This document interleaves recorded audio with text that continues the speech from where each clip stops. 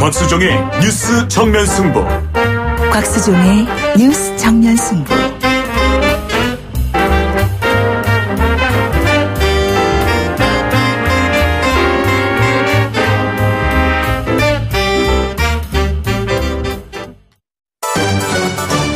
김작이 묻고 곽박이 경제로 답한다. 주파수 94.5 YTN 뉴스 FM 곽수종의 뉴스 정면 승부 3부 시작하겠습니다. 3부 시작은 김 작가 질문으로부터 시작합니다. 질문 주세요. 네, 김 작가입니다. 요즘 북한이 괌을 포위 사격하겠다는 등 도발적인 발언들을 계속하고 있잖아요. 이주열 한국은행 총장이 북핵 리스크에 상당한 경각심을 갖고 지켜보고 있다고 하는데 이런 북한의 도발적인 발언에도 우리 시장이 불안해질 수 있는 건가요? 일단 정권시장이 그저께인가요? 한번 크게 내려앉았었죠. 우리 금융시장이 불안한 모습을 보이죠. 이주열 하는 총재까지 경각심을 갖는다라고 할 정도면 북한 위협이 상당한 수준이다라고 보는 거 아니겠어요? 근데 북한 위협과 우리 금융시장이 어떤 관계가 있느냐. 그만큼 외국인 투자자들이 우리나라 시장을 안정적으로 보지 않게 되면 우리나라에서 빠져나갈 가능성이 크겠죠. 우리나라에 투자를 하고 있는 공장을 지어 가지고 있는 제조업체는 불가능하겠지만 돈을 가져와서 투자하고 있는 많은 금융 투자가들은 한국 증시라든지 채권 시장에서의 불안 가능성을 상당히 심각하게 보지 않겠어요? 이제 그런 측면에서 이주열 하는 총재의 이야기가 나온 것 같고요. 그다음에 또 중요한 것은 우리나라 금융시장을 여러 가지 형태로 바라볼 수가 있거든요. 국내에서 가지고 있는 문제. 예를 들면 김현철 경제보좌관 같은 경우가 우리나라 금리 수준을 지금 이대로 가져가서는 좀 곤란하다는 뜻의 뉘앙스를 풍겼어요. 사실 금리 정책은 한국은행이 담당하는 거거든요. 제가 방송마다 우리나라 경제정책에 사령탑이 있어야 된다라고 하는데 경제정책을 하는 분야와 금리 정책을 하는 분야는 분명히 다릅니다.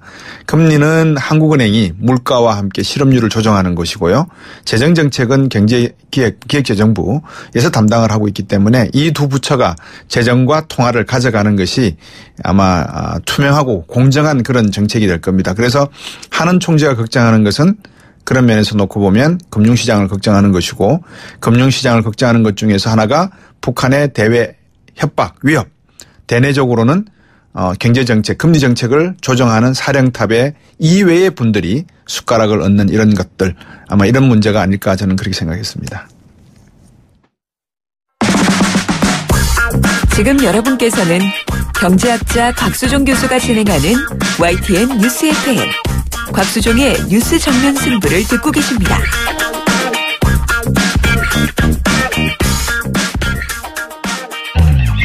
외신 읽어주는 남자 정면 타임즈. 네, 외신 만나보는 시간이죠. 코리아 타임스의 박시수 기자와 함께하겠습니다. 안녕하세요. 안녕하세요. 요즘 이 달걀 문제가 심각합니다. 이 조류독감 문제로 달걀이 부족한 가운데에 우리가 유럽에서도 소비를 하고 있습니까? 수입해서? 우리나라에 방금 말씀하신 것처럼 이제 우리나라도 유럽에서 수입은 하고는 있습니다. 네. 스페인산 것만 갖고 현재는 그렇군요. 이제 달걀은 수입하고 있고요. 예. 최근에 이제 논란이 되고 있는 살충제 달걀 그거에 대한 것은 아직까지는 우리나라는 안전한 걸로 현재까지는 알려져 있습니다. 근데 방금 말씀하신 살충제 달걀 이게 유럽에서 지금 난리라고요. 예, 그렇습니다. 현재 지금 완전히 유럽이 지금 살충제 달걀 때문에 난리가 났는데요. 네. 그것은 바로 인체에 치명적인 피프로닐이라는 어떤 살충제 성분이 포함된 달걀이 이제 유통되기 시작해서입니다. 근데 그게 벨기에와 네덜란드에서 이제 생산이 됐고요. 그리고 그것이 이제 다른 기타 유럽 국가로 유통이 되면서 이제 문제가 시작이 된 건데요. 현재 유통이 된 걸로 확인된 국가는 벨기에, 네덜란드 포함해서 독일, 프랑스, 영국, 스웨덴, 스위스 등 뭐 이런 나라들입니다. 그렇기 때문에 방금 말씀하신 것처럼 우리나라는 스페인에서 지금 수입을 일부 되고 있기 때문에 아직까지 우리나라는 안전한 걸로 볼 수 있고요. 그래서 이들 국가에서는 현재 이제 대규모 달걀 폐기, 리콜 이런 것들이 진행되고 있고 또 살충제에 노출된 것으로 의심되는 산란용 닭 그리고 이제 일부에서 이제 먹는 닭고기 생산용 양계장에서도 이게 사용됐다는 얘기가 지금 돌고 있어서 살처분 이런 것이 또 광범위하게 지금 진행되고 있다고 합니다. 방금 피프로닐이라고 하셨습니까? 살충제 이름이? 예, 피프로닐입니다. 예, 피프로닐. 그게 어떤 살충제입니까? 예, 그게 일단 벼룩이나 진드기 이런 어떤 해충을 없애는 이제 맹독성 물질입니다. 그래서 기본적으로 사람이 먹는 어떤 물질을 생산하는 데 있어서는 사용이 금지되어 있고요. 예. 세계보건기구 WHO에 따르면 피프로닐 다량 섭취하면 간, 그리고 갑상샘, 그리고 신장 등의 이제 그것을 다칠 수 있다라고 이제 하고 있는데요. 네. 통상적으로 이제 그것을 사용하게 되면, 특히 닭에 사용하게 되면, 네. 피부나 깃털에 흡수됐다 그것이 이제 계란으로 옮겨가는 어떤 이동 구조를 갖고 있다고 합니다. 네. 우리나라에서는 바퀴벌레 살충제에서만 일부 이제 사용이 지금 현재 되고 있는 걸로 알려졌습니다. 예. 이게 어떻게 그러면 이런 일이 일어났다고 역학조사 같은 건 좀 된 게 있습니까? 예, 현재 광범위한 조사가 진행되고 있고요. 그래서 시작은 벨기에에서 시작된 걸로 현재 알려졌습니다. 보도에 벨기에 검찰에 따르면요, 현지 칙프렌드라는 어떤 살충제 제조 회사가 이제 이것을 처음 만들었다고 하는데요. 네. 기존의 어떤 살충제에 어떤 이 피프로닐이라는 성분을 더하면 네. 닭에 기생하는 붉은 닭 진드기를 잡는데 효과가 더 있다고 합니다. 예. 그래서 이것을 섞어서 이제 제품을 만들었고 그것이 벨기에와 네덜란드에 있는 양계장에 판매가 되었고 그리고 거기서 나온 달걀 이제 유럽에 유통되었다고 하는데요. 네. 현지 보도에 따르면 일부 양계장은 이 제품을 1년 넘게 사용한 것도 또 있다고 합니다. 그렇기 때문에 상당히 좀 어떤 잠재적으로 노출될 수 있는 사람들의 어떤 규모가 상당히 큰 것 같은데요. 그래서 예. 현재 진행 중이고 제조사나 이것을 사용한 양계장이 이러한 위험을 알고 사용했는지 아니면 모른 채 사용했는지는 아직까지는 밝혀지지 않았는데요. 네. 이게 상당히 제품이 유럽 특히 네덜란드와 벨기에에서는 인기가 있었던 걸로 보이는 것이 네덜란드의 경우에는 현재 전체의 5분의 1에 해당하는 가금류 공장이 현재 문을 폐쇄된 상태고요. 벨기에에서는 전체의 4분의 1 정도 되는 규모의 그 농장이 현재 폐쇄가 돼 있다고 합니다. 예. 참, 이 먹는 거 가지고 장난치지 말라는 게 과거 70년대, 60년대 우리나라 이야기였는데, 이 유럽이나 선진국도 만만치 않네요. 이런 면에서 보면. 다음 소식, 중국과 인도 간의 국경 긴장, 이게 계속 어디로 지금 치닫고 있습니까? 좀 평화적인 해결 방법이 나올까요?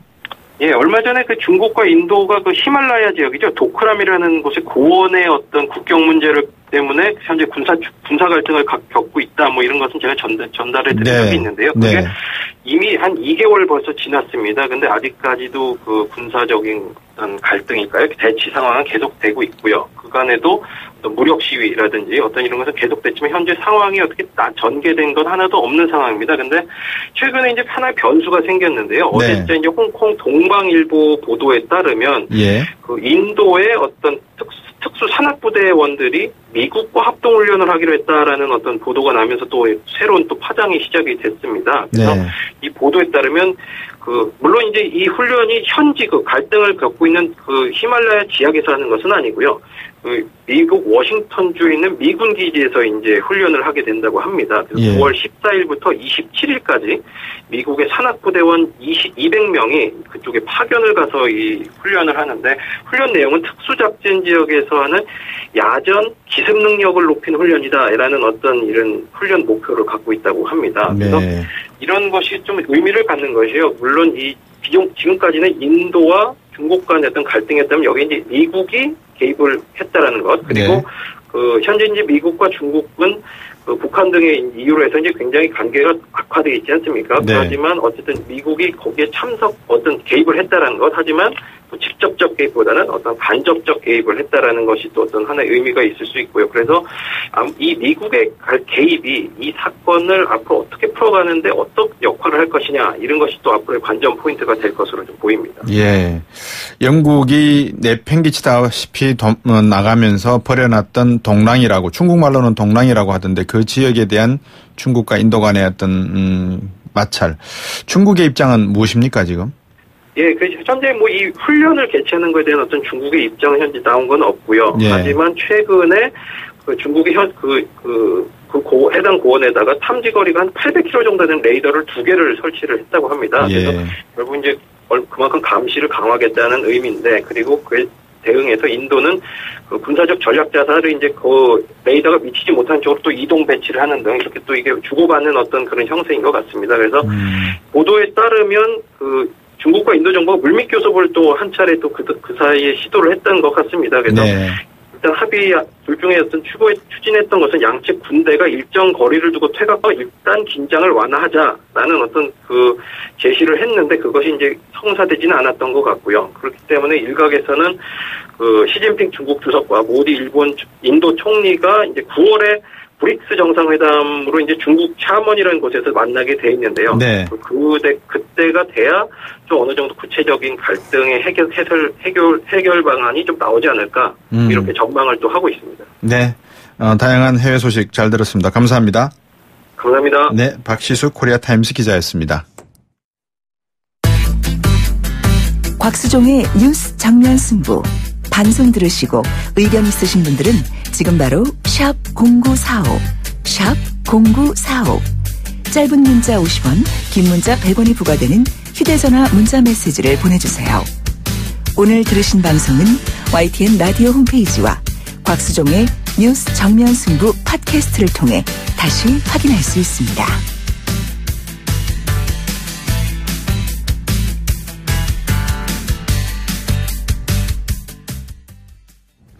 어제 문재인 대통령이 이른바 문재인 케어라는 건강보험 보장성 강화 대책 발표했다는 것 인터뷰에서도 말씀드렸고 또 이종훈 박사도 전해드렸었습니다.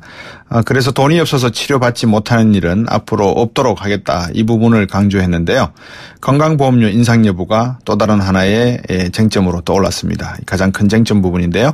오건호 내가 만드는 복지국가 공동운영위원장입니다. 전화 연결했습니다. 안녕하십니까?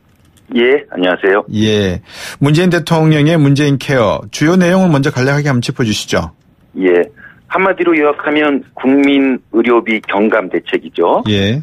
크게 두 가지로 요약할 수 있는데요. 하나는 현재 많은 의료비를 유발하는 비급여 진료, 네. 이 비급여를 모두 급여화로 하는 겁니다. 예. 그래서 성형, 미용을 빼고는 모두 급여화로 전환하겠다는 거고요. 예. 그러면 아무래도 환자 입장에서는 지금보다 본인 부담금이 많이 낮아질 겁니다. 네.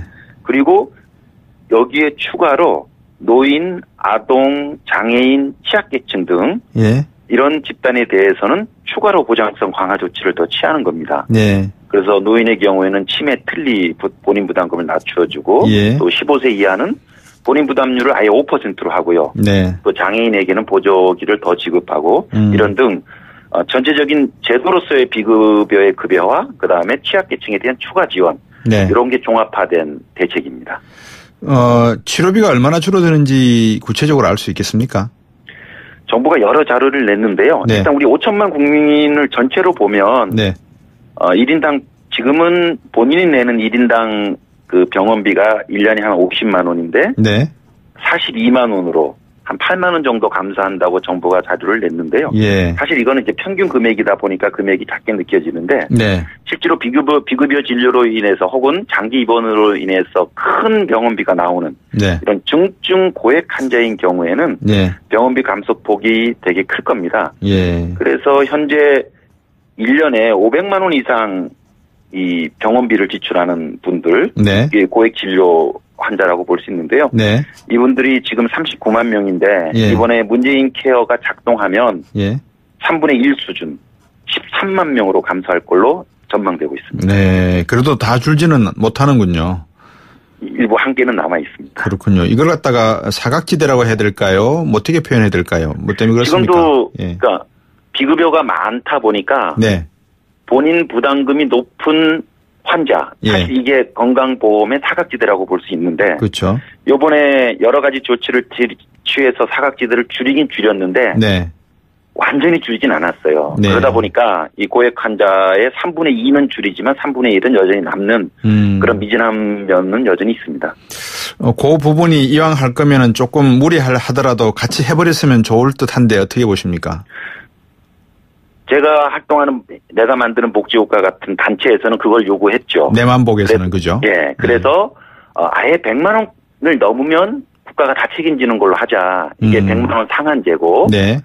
어제 대통령도 100만 원 상한제를 말씀은 하셨는데 네. 앞에 실질적인이라는 형용사를 붙이셨어요. 예. 그러니까 상당 부분 100만 원 상한제에 근접하지만 그건 아닌 거죠.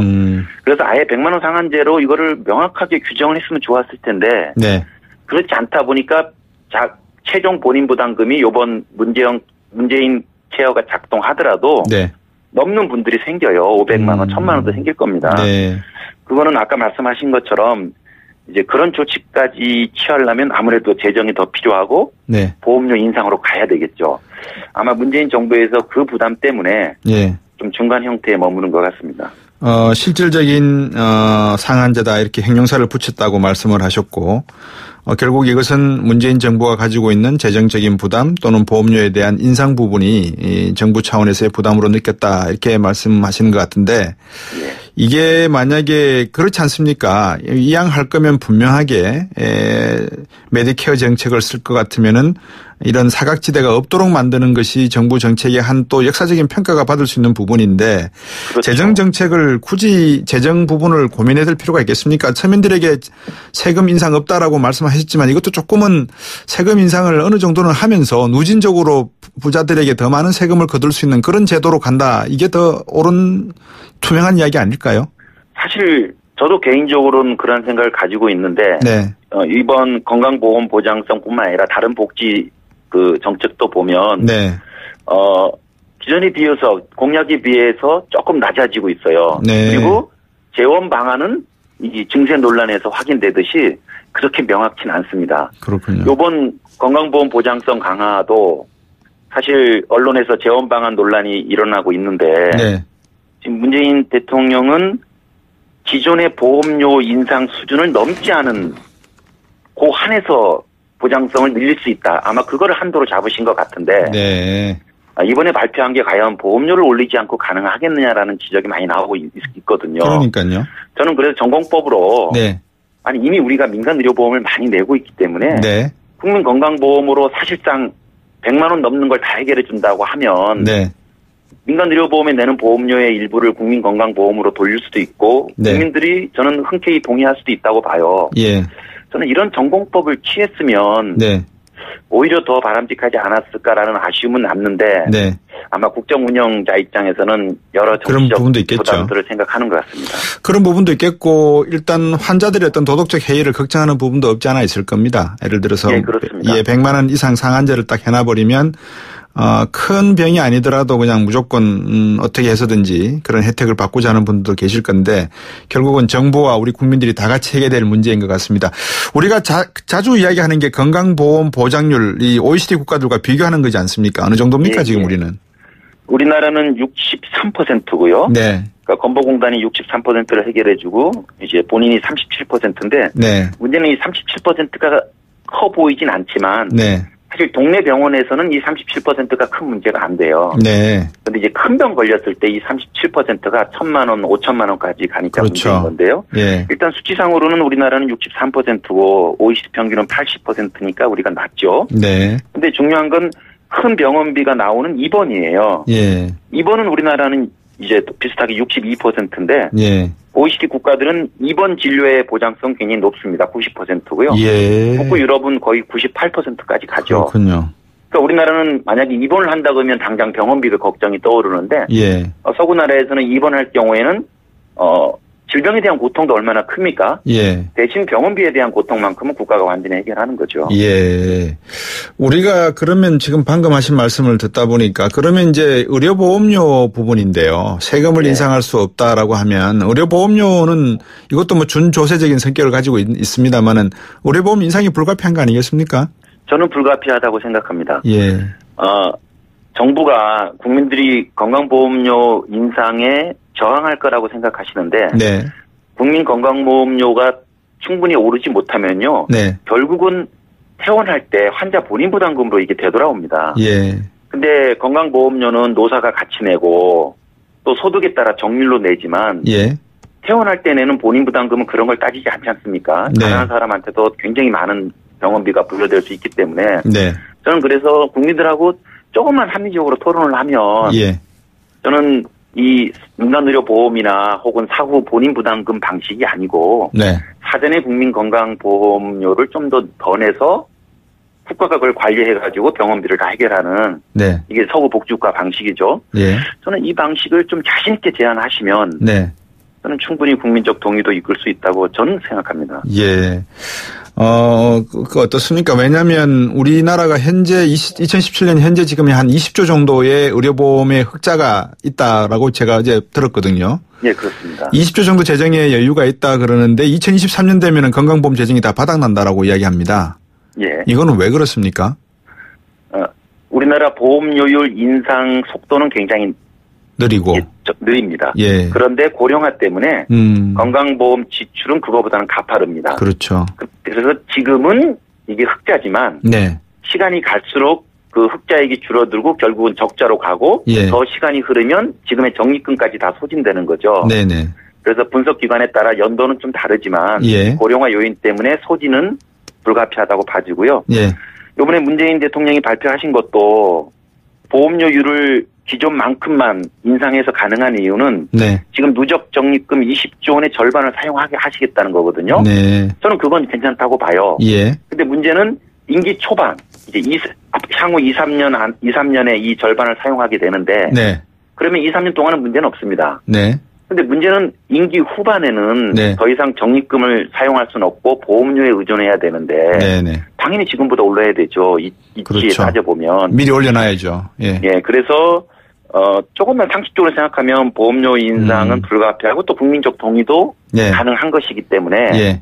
공연한 논란을 방치하기보다는 지금부터 예. 재정 방안에 대해서도 국민들과 진지하게 논의하는 게 필요하다고 봅니다. 오건호 위원장께서 조금 사회 활동을 해 주셔야 될 부분에 이런 게 있는 것 같습니다. 방금 말씀을 듣고 보니까 우리가 뭐 의료보험이 됐든 국민연금이 되었든 어떤 형태의 미래 저축이 되었건 간에 이게 페이 애즈 유고 시스템으로 갈 수밖에 없는 거 아니겠습니까? 인구가 자꾸 줄어들고 있으면. 전체적으로 그러한 방향으로 가야 되겠죠. 그러면 어릴 때부터 학생들에게 세금 교육을 좀 할 필요가 있다고 저는 생각이 되거든요. 그렇습니다. 저도 그렇고 지금 기성세대 아마 지금 학생들도 제가 물어보니까 조카들한테 네. 이 경제 시간에 윤리 시간에 잠깐 배우는 거 외에는 없어요. 근데 헌법이 우리 국민들한테 납세의 의무를 명령을 했으면 네. 세금이 무엇인지 세금에서 연대는 어떻게 구현되는 거고 네. 어떤 세목이 있고 상태가 어떤지를 가르쳐줘야 되는데 이게 없죠. 그렇죠. 저는 그래서 학교에서부터 세금 교육이 이루어지고 세금 정의 교육이 이루어지면 네. 사실 우리 어른들이 소소한 탈세들을 좀 하거든요. 일상생활에서. 저는 그런 것들에 대해서 뜨끔하게 예. 어른들에 대한 교육 효과도 있을 거라고 봅니다. 예. 오늘 말씀 잘 들었습니다. 수고하십시오. 예, 고맙습니다. 네, 오건호 내가 만드는 복지국가 공동운영위원장이었습니다. 4부로 돌아오겠습니다.